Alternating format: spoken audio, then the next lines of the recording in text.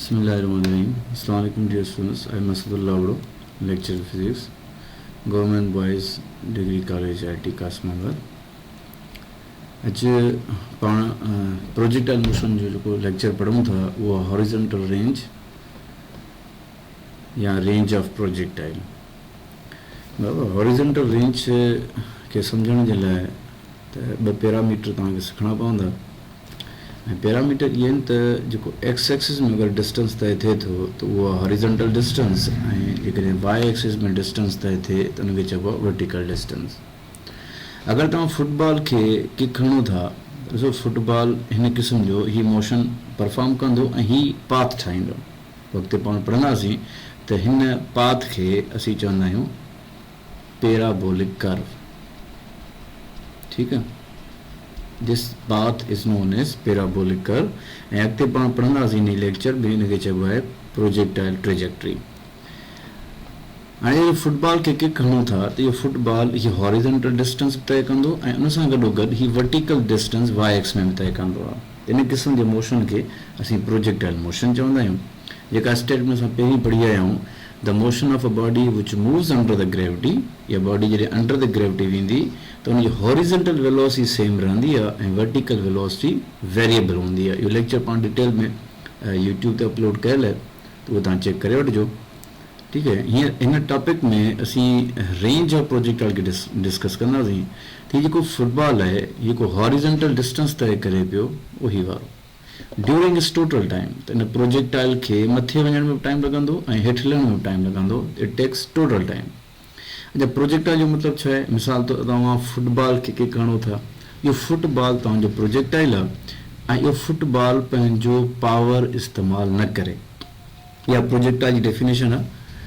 ठीकु आहे बेटा, a body which moves under the gravity, या बॉडी जॾहिं अंडर द ग्रेविटी वञे ऐं पंहिंजो पावर इस्तेमालु न करे, इनखे चइबो आहे प्रोजेक्टाइल। इहो लेक्चर फर्स्ट लेक्चर में यूट्यूब ते अपलोड थियल आहे, प्रोजेक्टाइल मोशन, उहो बि चेक करे वठिजो त प्रोजेक्टाइल जी डेफिनेशन छा आहे ऐं प्रोजेक्टाइल मोशन छा आहे।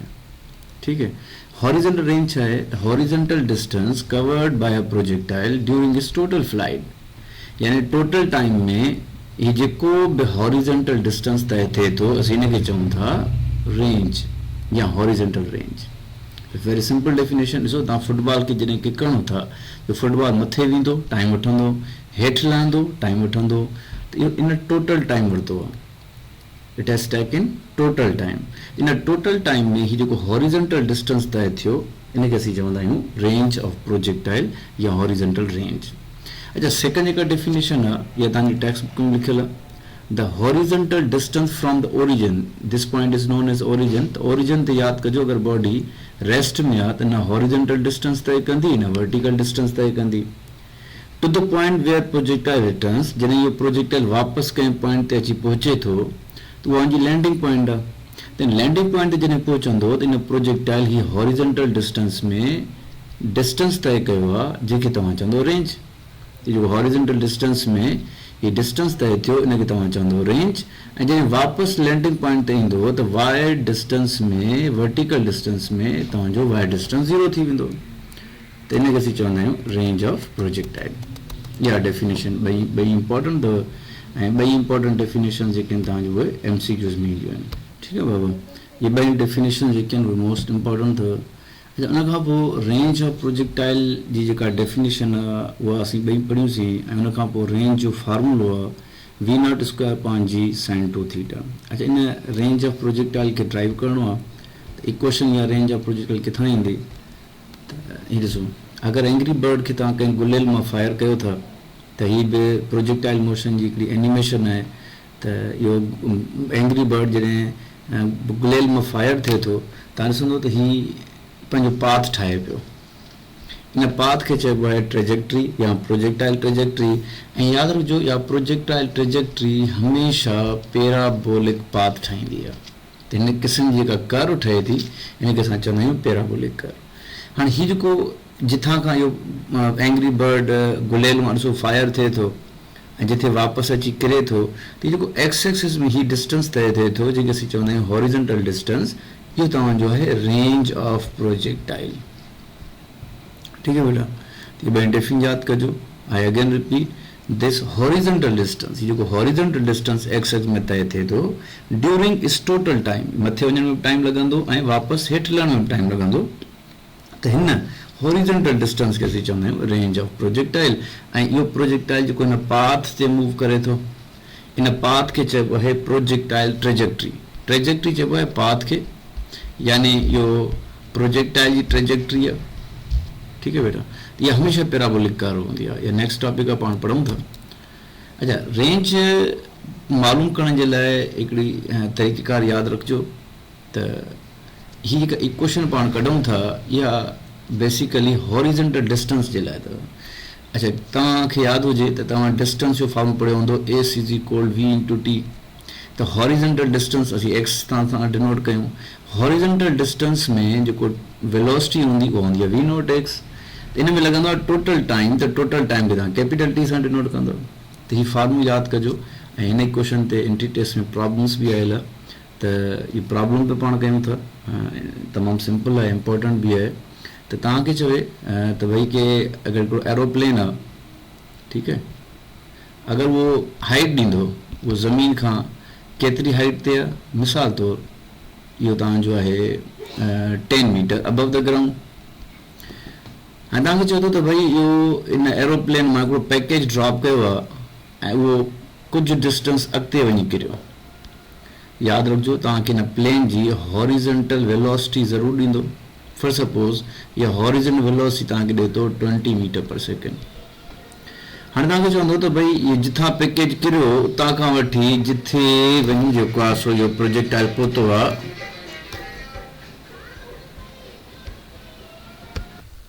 बाबा पाण हाइट जेका आहे उहा सपोज़ 10 मीटर त खां चेंज करे पाण खे कयूं था 2000 मीटर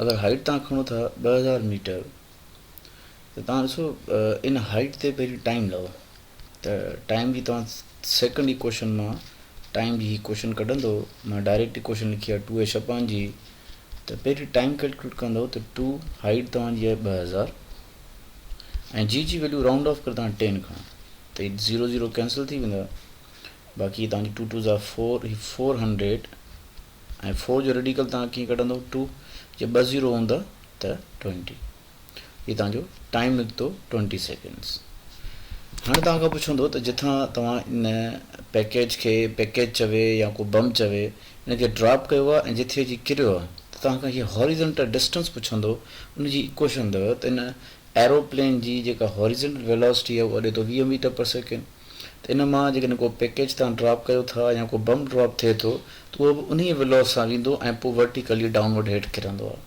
त जेका वेलोसिटी इन प्लेन जी हूंदी इन पैकेज चवे त इन पैकेज जी जे बम चवे त बम उनजी वेलोसिटी उहा साॻी रहंदी त वी नॉट एक्स तव्हांखे फॉर सपोज़ 20 आहे ऐं टाइम तव्हां केतिरो कढियो आहे 20 त 20 खे 20 सां उहा मल्टीप्लाई कंदो 2 2 4 ऐं तव्हां 2 0 लाहींदो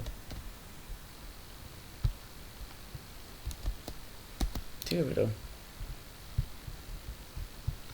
यानी तव्हांजो आंसर थींदो 400 metre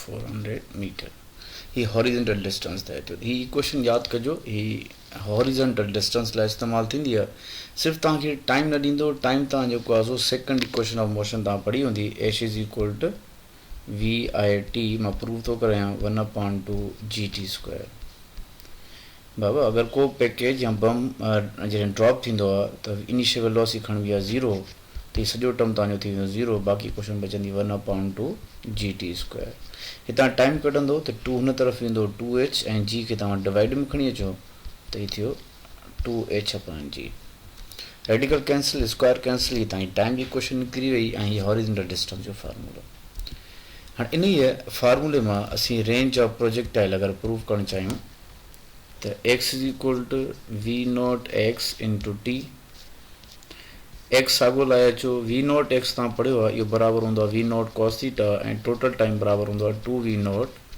sign theta upon g v not खे वी नॉट सां मल्टीप्लाई कंदो थींदो वी नॉट स्क्वायर डिवाइड में जी हेठि लाहे अचो बाक़ी तव्हां फैक्टर जेके लाहे अचो 2 sine theta cos theta mathematical term आहे, यादि कजो बाबा त 2 sin थीटा cos थीटा इहो बराबरि हूंदो आहे sin 2 थीटा जे। हीउ जेको हॉरिजॉन्टल डिस्टेंस तव्हां तय कयो इनखे हाणे चवंदो रेंज, या रेंज बराबरि थी वेंदी v0 स्क्वायर पॉइंट जी sin 2 थीटा। त इहा रेंज ऑफ प्रोजेक्टाइल हिकिड़ो डिपेंड कंदी आहे स्क्वायर ऑफ इनिशियल वेलोसिटी ते, ऐं ॿियो डिपेंड कंदी आहे sine of twice the angle. इहे ॿई फैक्टर यादि कजो। हीअ रेंज ऑफ प्रोजेक्टाइल जो फार्मूलो आहे। ऐं उनखां पोइ पाण पढ़ंदासीं मैक्सिमम रेंज। त रेंज जेका मैक्सिमम थींदी आहे उहा कहिड़ी एंगल ते थींदी आहे। The projectile must be launched at an angle of 45 degree. अगरि प्रोजेक्टाइल खे तव्हां 45 डिग्री ते लॉन्च कंदो त यादि रखिजो उन प्रोजेक्टाइल जी ठहंदी आहे मैक्सिमम रेंज। त मैक्सिमम रेंज प्रूव करण जे लाइ असां रेंज जो ई फॉर्मूलो पढ़ियो आहे v0 स्क्वायर अपॉन जी sin 2 थीटा। ऐं थीटा जेकर जॾहिं तव्हां 45 रखंदो त 245 थींदो 90 sin 90 बराबरि आहे 1 जे। त हीअ मैक्सिमम रेंज जी क्वेश्चन ठहंदी। हीअ फॉर्मूलो यादि रखिजो। अगरि तव्हां खां मैक्सिमम रेंज पुछे या यादि रखो मैक्सिमम डिस्टेंस पुछेव थो त उन लाइ हीअ फॉर्मूलो यूज़ कंदो। पोइ तव्हांखे इनिशियल वेलोसिटी ॾींदो, जी वैल्यू ॾींदो, त पोइ तव्हां मैक्सिमम डिस्टेंस चवे या रेंज चवे या क्वेश्चन मालूम करे सघो था। बाबा 45 डिग्री ते यादि कजो रेंज मैक्सिमम थींदी आहे घणी एंगल ते 45 डिग्री ते। 45 डिग्री ते रेंज मैक्सिमम। पोइ यादि रखिजो जेका रेंज मैक्सिमम ठहंदी उहा हाइट खां 4 दफ़ा वधीक हूंदी आहे। हीअ इंपॉर्टेंट रिलेशन अथव, इहो प्रूफ थींदी आहे, आसान आहे। हीअ फैक्टर यादि रखिजो त 45 डिग्री ते जेका रेंज मैक्सिमम थींदी आहे उहा रेंज मैक्सिमम बराबरि हूंदी आहे 4h जे। पोइ अव्हांखे अगरि मैक्सिमम डिस्टेंस ॾिए थो रेंज ऐं तव्हांखां हाइट पुछे त पोइ तव्हां छा कंदो 4 हुन तरफ़ खणी वेंदो त मैक्सिमम रेंज खे जॾहिं 4 सां डिवाइड कंदो तव्हांखे मैक्सिमम हाइट मिली वेंदी। या 45 डिग्री ते अगरि तव्हांखे हाइट ॾे मैक्सिमम ऐं उहा रेंज पुछे पोइ 4 खे 8 सां मल्टीप्लाई कयो। त इहो फैक्टर बि यादि रखिजो। इन ते पाण प्रॉब्लम कयूं था। Range of projectile becomes halved. यादि रखिजो रेंज प्रोजेक्टाइल जी मैक्सिमम थींदी आहे 45 डिग्री ते ऐं हाफ थींदी आहे 45 डिग्री ते। अच्छा मिसाल ॾिसो, अगरि तव्हांखे चवे त भई हिकिड़ो प्रोजेक्टाइल आहे जंहिंजी जेका मैक्सिमम रेंज आहे उहा आहे 20 मीटर।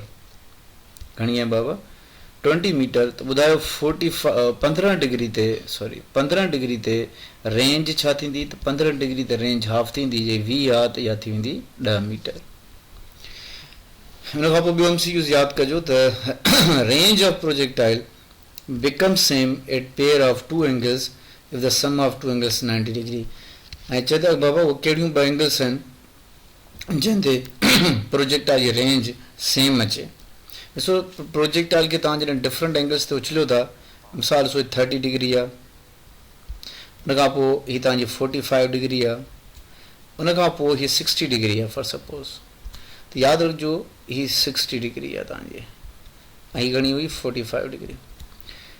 ठीकु आहे बेटा। त 30 डिग्री ते ऐं 60 डिग्री ते यादि रखिजो हमेशह रेंज सेम थींदी। ॾिसो 30 डिग्री ते प्रोजेक्टाइल साॻी जॻह ते पहुतो आहे ऐं 60 डिग्री ते ॾिसो साॻी जॻह ते पहुचंदो। पर सिर्फ़ु इहो 30 60 न, यादि रखिजो जिन बि एंगल्स जो सम 90 जे बराबरि अचे। अच्छा उहे 2 डिफरेंट एंगल जिन जो सम 90 जे बराबरि अचे त यादि रखिजो उन्हनि एंगल्स ते रेंज हमेशह साॻी ठहंदी आहे। मुख़्तलिफ़ एंगल्स आहिनि। ॾिसो हिकिड़ी त 30 ऐं 60 थी वई, तव्हां 15 ऐं 75 खणी सघो था। पर जेके बि एंगल ॾे आसान तरीक़ो इहो हूंदो आहे शॉर्टकट मेथड त तव्हां उन्हनि एंगल्स खे कयो सम। अगरि उन्हनि एंगल्स जो सम जीअं 35 ऐं 55 खे तव्हां जोड़ कयो, 15 ऐं 75 खे तव्हां जोड़ कयो, त यादि रखिजो इन्हनि जो सम अगरि 90 जे बराबरि अचे न, तव्हांखे ऑप्शन्स ॾिए थो मिसाल तो 15 ऐं 75 35 ऐं 55 तव्हांखे 30 ऐं 60 ॾिए त पोइ ऑप्शन जेको डी हूंदो उहो हलावदीज़ हूंदो। पर इहा ट्रिक यादि रखिजो त जिन बि एंगल्स जो सम तव्हां जोड़ कयो 90 जे बराबरि अचे त उन्हनि एंगल्स ते हमेशह रेंज साॻी ठहंदी आहे। ऐं उन खां पोइ नेक्स्ट क्वेश्चन यादि रखिजो त रेंज ऑफ प्रोजेक्टाइल 0 थींदी आहे, हिकु 0 डिग्री ते ऐं ॿियो 90 डिग्री ते। अगरि तव्हां ॾिसो प्रूफ करणु चाहियो था त रेंज जो फार्मूलो कहिड़ो आहे, हीउ फार्मूलो ॾिसो हीउ वारो आहे। तव्हां अगरि हिते एंगल 0 लिखो था त 2 खे 0 सां मल्टीप्लाई कंदो 0 त पोइ साइन जेको 0 आहे उहो थींदो आहे 0 जे बराबरि। 0 मल्टीप्लाई कंदो सॼो टर्म 0 थी वेंदो। अगरि तव्हां थीटा जॻह ते हिन जॻह ते 90 रखो था त 290 जा 180, साइन 180 बि 0 जे बराबरि आहे। त पोइ साइन 0 साइन 180 0 ठीक है बेटा, 0 मल्टीप्लाई कंदो रेंज 0 थींदी। ये ॿई फैक्टर यादि कजो त रेंज जेका आहे उहा 0 थींदी आहे, हिकु 0 डिग्री ते, ॿियो 90 डिग्री ते, ऐं रेंज हाफ थींदी आहे कहिड़ी एंगल ते, 15 डिग्री ते। ठीकु आहे, रेंज हाफ थींदी आहे केतिरी एंगल ते बाबा, 15 डिग्री ते, ऐं जे रेंज मैक्सिमम आहे त उहा थींदी आहे 45 डिग्री ते, ऐं जे रेंज तव्हांजी 0 आहे त उहा एंगल तव्हांजी या त हूंदी 0 डिग्री या हूंदी 90 डिग्री। ठीक है, अच्छा उन खां पोइ हॉरिजेंटल जेका रेंज तव्हां प्रूफ कई आहे, पाण पढ़ी आयासीं, उहा डिपेंड कंदी आहे स्क्वायर ऑफ इनिशियल वेलोसिटी ऐं sine of twice the angle of the projection. Maximum horizontal range जेका रेंज मैक्सिमम थींदी आहे उहा 4 दफ़ा वधीक हूंदी आहे मैक्सिमम हाइट खां, पर यादि रखिजो कहिड़ी एंगल ते, 45 डिग्री ते। इहो असां प्रूफ करे चुका आहियूं।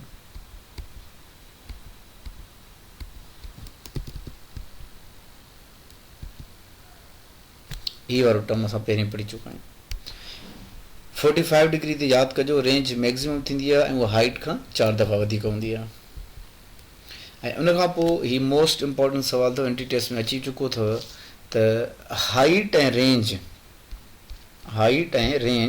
इहे सेम थींदा आहिनि कहिड़ी एंगल ते, tan इनवर्स 4 या 76 डिग्री। त अगरि असां प्रूफ करणु चाहियूं त भई हाइट ऐं रेंज जेतिरी मैक्सिमम हाइट ओतिरी रेंज, तव्हां प्रूव करे सघो था। त मैक्सिमम हाइट जी इक्वेशन तव्हां पढ़ी हूंदी, v0 sin theta whole square upon 2g, ऐं रेंज तव्हां पढ़ी आहे v0 square upon g sin 2 theta. ठीकु आहे बेटा, हाणे sin 2 थीटा जी जॻह ते मां हिते लिखां थो 2 sin थीटा cos थीटा। ही मैथमेटिकल टर्म आहे, हिन जो तव्हां स्क्वायर कयो, v0 square sin square theta upon 2g is equal to v0 square upon g ऐं 2 sin थीटा cos थीटा। हिकिड़ो साइन हितां वेंदो, हिकिड़ो साइन हितां वेंदो, ही v0 स्क्वायर कैंसिल थी वेंदा, हिकिड़ो जी टर्म ही वेंदो, हिकिड़ो जी टर्म तव्हांजो ही वेंदो। हिन साइड ते लेफ्ट साइड ते हिकिड़ो तव्हांजो साइन थीटा बचो बेटा। ठीकु आहे, हाणे हीउ जेको डिवाइड में 2 आहे इहो हुन तरफ़ खणी वेंदो त हिन 2 सां मल्टीप्लाई थींदो त हीउ थी वेंदो 4। हीउ जेको कॉस आहे इहो तव्हां हेॾा खणी अचो, त sign theta upon cos theta इहो बराबरि छा जो हूंदो आहे, tan थीटा जे। असांखे एंगल मालूम करणी आहे त theta is equal to tan inverse 4, ऐं tan इनवर्स 4 यादि कजो इहो बराबरि हूंदो आहे 76 डिग्री जे। त इहे ॿई टर्म तव्हांजा प्रूव थी विया त उहा कहिड़ी एंगल आहे जंहिं ते रेंज ऐं हाइट सेम थिए, उहा tan इनवर्स 4 या 76 डिग्री। मैक्सिमम रेंज पाण पढ़ीसीं या 45 डिग्री ते थींदी आहे, जेका हाइट खां 4 दफ़ा वधीक। अच्छा, ही प्रॉब्लम ॾिसो, तव्हांखे चवे भई maximum range of a gun या मैक्सिमम रेंज ऑफ प्रोजेक्टाइल तव्हांखे चवे उहा आहे 16 किलोमीटर। त मज़ल वेलोसिटी ऑफ द शेल, यानी जंहिं मज़ल मां जेको शेल ही फायर थींदो, ठीकु आहे, जेको शेल फायर कंदो तव्हां या का बुलेट फायर कंदो, हीअ गन जी जेका मज़ल आहे त इहो शेल या अगरि का बुलेट फायर थिए थी जंहिं वेलोसिटी सां, हुनखे असां मज़ल वेलोसिटी चवंदा आहियूं। त तव्हांखे ॾिसो मैक्सिमम रेंज जॾहिं ॾिए न, तव्हां सम्झी वञो तव्हां खां मैक्सिमम रेंज वारो फार्मूलो यूज़ कयो, v0 स्क्वायर अपॉन g, हीअ तव्हांखे ॾिए थो 16 किलोमीटर, त किलो बराबरि 1000 जे, पोइ जी तव्हां राउंड ऑफ करे 10 खणो या तव्हांखे 10 ज़रूरु ॾींदो। बराबरि जे हिन तरफ़ तव्हांखे इनिशियल वेलोसिटी यानी मज़ल वेलोसिटी तव्हांखां पुछे थो, त ॿिन्ही तरफ़ तव्हां रेडिकल ॾींदो। 16 जो रेडिकल आहे 4। ठीकु आहे बेटा, 1 2 3 4, 4 0 हूंदा त इहे तव्हां 2 0 खणंदा, इहो रेडिकल निकिरंदो त हीअ तव्हांखे रेडिकल कैंसिल, स्क्वायर कैंसिल, त हीअ तव्हांखे वेलोसिटी मिलंदी 400 मीटर पर सेकेंड। ठीकु आहे बेटा। अच्छा, ही इंपॉर्टेंट सवाल MTKT में अची चुको आहे, a shot leaves a gun, हिकिड़ी शॉट आहे या बुलेट चवे leaves from a gun at the rate of 160 metre per second. हाणे 160 छा आहे, इहा तव्हांजी इनिशियल वेलोसिटी आहे। हाणे त तव्हांखे चवे थो कैलकुलेट द ग्रेटेस्ट डिस्टेंस, यानी तव्हां खां मैक्सिमम डिस्टेंस थो पुछे न, त सम्झी वञो तव्हां खां रेंज थो पुछे, which it could be projected and the height to which it would be raise. माना तव्हांखां हाइट पुछे थो त पहिरीं तव्हां छा कयो, मैक्सिमम रेंज फाइंड कयो। त मैक्सिमम रेंज जो formula v0 square upon g, त 160 जो स्क्वायर कीअं कंदो, इनखे 2 दफ़ा मल्टीप्लाई कयो ऐं जी जी वैल्यू तव्हांखे ॾींदो या तव्हां खणो 10। ठीकु आहे बेटा। हाणे 160 खे ॾिसो 160 सां अव्हां कीअं मल्टीप्लाई कंदो, त पहिरीं तव्हां 16 खे 16 सां मल्टीप्लाई कयो, 16 खे 16 सां कंदो त ईंदो 256, जे हिकिड़ो ज़ीरो आहे त 2 ज़ीरो सां ॻाल्हाए अचो। ठीकु आहे बेटा, 2 ज़ीरो थी विया। डिवाइड में 10 त ही ज़ीरो कैंसिल, हिकिड़ो ज़ीरो कैंसिल, जवाबु तव्हांखे मिलंदो 2560, हीअ तव्हांखे रेंज मिलंदी। ऐं तव्हांखे यादि आहे बाबा त रेंज तव्हांखे जेका मैक्सिमम मिली, तव्हांखां पुछे ई मैक्सिमम रेंज थो, त उहा थी 2560 मीटर। ऐं इहा घणी एंगल ते थी, 45 डिग्री ते। सो तव्हांखां पुछे ई मैक्सिमम डिस्टेंस थो, तव्हां यानी मैक्सिमम रेंज जो फॉर्म लॻाईंदो। हाणे तव्हांखां हाइट पुछे थो, तव्हांखे यादि आहे 45 डिग्री ते असां हाणे पढ़ी आया आहियूं त जेका रेंज ठहंदी आहे उहा हाइट खां 4 दफ़ा वधीक आहे, पोइ तव्हां हीअ वारो रिलेशन यूज़ कंदो। पोइ आर जी जॻह ते मां लिखां थो, जेका मैक्सिमम डिस्टेंस सां कैलकुलेट कयो आहे 2560, इनखे 4 सां डिवाइड कंदो। ठीकु आहे, 4 होॾे वेंदा न बाबा, त डिवाइड में अची वेंदा। हाणे 4 जी टेबल जेकॾहिं 50 ते आणंदो त घणा दफ़ा वेंदी, 6 टाइम। हिकिड़ो वेंदो हिन ॾे 6 ॾेई थींदा 16, त 4 जी टेबल 16 ते वेंदी 4 दफ़ा, त बाक़ी तव्हांखे जेका हाइट मिलंदी उहा मिलंदी 640 मीटर। हाणे तव्हां आंसर चेक कयो त 2560, ठीकु आहे, ऐं हुन खां पोइ 640 मीटर। 2560 हिनखे था कयूंसि बाबा, हीअ तव्हांजो 640 मीटर थी वेंदा। ठीकु आहे, हीअ आंसर आहे तव्हांजो 2560 मीटर। ऐं हिन जो ऑप्शन हेठि शायदि अची वियो आहे, पर ज़ाहिर कोन थो थिए, त असां हिनखे ई था आंसर ठाहे छॾियूंसि। त मैक्सिमम डिस्टेंस तव्हांजो आहे 2560 मीटर, ऐं जेका मैक्सिमम हाइट तव्हांखे कैलकुलेट करणी आहे उहा हिन क्वेश्चन मां कंदो R=4h मां। उन खां पोइ लास्ट टॉपिक आहे, लास्ट लेक्चर आहे प्रोजेक्टाइल मोशन जो। प्रोजेक्टाइल ट्रेजेक्ट्री असां पहिरीं पढ़ी आया आहियूं, तव्हां एनिमेशन में चेक करे सघो था। सो हीअ एंग्री बर्ड आहे, look at this angry bird. जॾहिं हीअ कंहिं गुलेल मां फायर थिए थो त हिन क़िस्म जो कोई पाथ ठाहे थो, ॾिसो हीअ वारो पाथ, तव्हां ॾिसी सघो था, इहो को पाथ ठाहे थो, इन पाथ खे चइबो अथव ट्रेजेक्ट्री। इहा ट्रेजेक्ट्री यादि कजो, जंहिं शेप जी ठहियलु आहे इनखे चइबो आहे पैराबोलिक कर्व। ठीकु आहे, त डेफिनेशन असां चऊं था दोबारा, the path covered by projectile during its total time चवे या ड्यूरिंग इट्स टोटल फ्लाइट चवे। ठीकु आहे बेटा, त इनखे असीं चवंदा आहियूं प्रोजेक्टाइल ट्रेजेक्ट्री। ॾिसो, अगरि तव्हां हिन फुटबॉल मां, अगरि फुटबॉल खे तव्हां किक हणो था त हिन क़िस्म जो मोशन ठहंदो आहे। हाणे हिन क़िस्म जो को मोशन ठहे थो त इनखे असां चवंदा आहियूं ट्रेजेक्ट्री, यानी प्रोजेक्टाइल जो जेको रस्तो आहे जंहिं पाथ ते प्रोजेक्टाइल मूव करे थो, त उन पाथ खे असां चवंदा आहियूं ट्रेजेक्ट्री। त सवली डेफिनेशन अथव, ॾिसो ट्रेजेक्ट्री चइबो आहे पाथ खे। प्रोजेक्टाइल ट्रेजेक्ट्री जी डेफिनेशन हिन टॉपिक मां ई निकिरे पई, the path covered by projectile during its total time. बाबा पोइ यादि कजो, जेका हीअ कर्व ठहंदी आहे इहा MCQs में ईंदी अथव, या पैराबोलिक कर्व आहे। ठीकु आहे, ऐं हीअ इक्वेशन ठही वेंदी आहे प्रोजेक्टाइल ट्रेजेक्ट्री, जेका तव्हां इक्वेशन ड्राइव कंदा आहियो।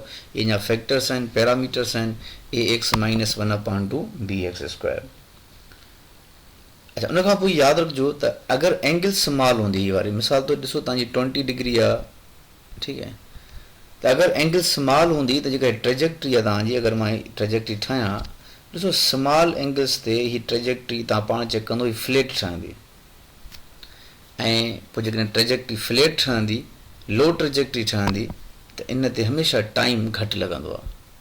जेतिरो रस्तो तव्हांजो घटि हूंदो, ट्रेजेक्ट्री घटि हूंदी, यादि कजो उन ते टाइम हमेशह घटि लॻंदो। इहे MCQs अथव ऐं मोस्ट इम्पॉर्टेंट अथव। ऐं जेके लार्ज एंगल्स आहिनि उहे हमेशह हाई ट्रेजेक्ट्री ठाहींदियूं आहिनि, ऐं जेतिरो रस्तो तव्हांजो वॾो हूंदो त उन ट्रेजेक्ट्री ते पोइ टाइम बि तव्हांजो हमेशह वधीक लॻंदो आहे। ॾिसो, हीअ स्मॉल एंगल हमेशह फ्लैट ट्रेजेक्ट्री ठहंदी, पोइ फ्लैट चवे या तव्हांखे चवे लो ट्रेजेक्ट्री। हीअ शॉर्टकट में लिखांसि थो मां, लो ट्रेजेक्ट्री। ऐं ॾिसो, हीअ तव्हांजी लार्ज एंगल आहे, मे बी तव्हां ॾिसो नियरेस्ट टू 80 डिग्री आहे, या मे बी 75 डिग्री हुजे, त लार्ज एंगल्स प्रोड्यूसिस हाई ट्रेजेक्ट्री। तव्हां पाण चेक कयो, हीअ तव्हांजी जेका ट्रेजेक्ट्री आहे उहा हाई ठहंदी, उन ते टाइम बि हमेशह वधीक लॻंदो आहे। ई मोस्ट इम्पॉर्टेंट MCQs अथव। ऐं मां वरी ते रिपीट कया आहिनि, small angle produce flat trajectory, flat चवे या लो ट्रेजेक्ट्री चवे, बोथ आर सेम। मां हिते लिखी छॾियांसि, फ्लैट चवे या लो चवे, ऐं जो टाइम जेको आहे हुन ते हमेशह स्मॉल लॻंदो। Large angle always produces high trajectory, high trajectory ते यादि कजो टाइम हमेशह वधीक लॻंदो आहे। ये ॿई MCQs अथव, शायदि एंट्री टेस्ट में पहिरीं अची चुका अथव। ही सवाल है जेको एंट्री टेस्ट में अची चुको आहे त in projectile motion the large angle of elevations produces, भई लार्ज एंगल हूंदी त तव्हांजी हाई ट्रेजेक्ट्री ठहंदी, and there time of flight will be more. वो हाई चवे या लार्ज चवे, ठीकु आहे, ऐं जेको टाइम बि लॻंदो तव्हांजो। So in projectile motion large angle produces high trajectory, ऐं जो टाइम बि जेको आहे वधीक लॻंदो, माना ट्रेजेक्ट्री वधीक ठहंदी त टाइम बि तव्हांजो वधीक लॻंदो। This is the correct answer. हीअ अॼोको लेक्चर एतिरो ई एंड आहे, हिनखे पाण हिते ई एंड कयो आहे। हीअ कंप्लीट लेक्चर आहे range of projectile, maximum range, ऐं उन सां रिलेटेड जेको बि असां मवाद पढ़ियो आहे इहो कंप्लीट लेक्चर आहे, ऐं हिनखे तव्हां ॾिसंदो तव्हांजो लेक्चर में काफ़ी कंसेप्ट क्लियर थी वेंदा। अल्लाह हाफ़िज़, गॉड ब्लेस यू।